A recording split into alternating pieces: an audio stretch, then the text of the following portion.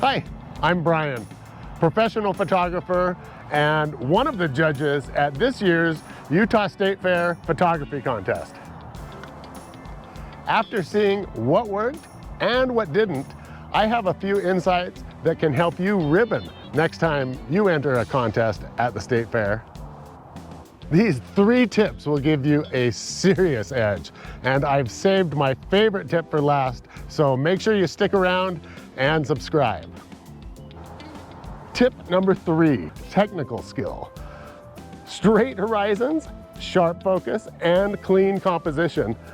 I know it sounds basic, but you'd be surprised how many photos lose points over such little details. Tip number 2, make sure your entry fits the category. In fact, think about creating something that specifically fits that contest, that's custom made just for that contest. Remember, judges don't have time to figure out your story. If it doesn't fit, it gets skipped. Now for my favorite tip. The number 1 tip is presentation.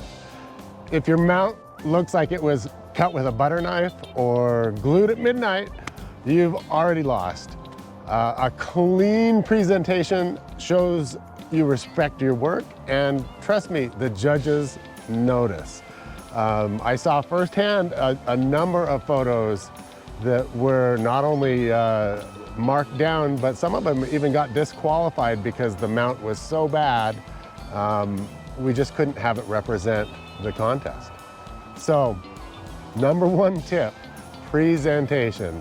Make sure everything is clean, and extra attention to detail in this situation will definitely pay off. What's the best lesson you've learned from entering a contest? Drop it in the comments below and follow for more real-world photo insights.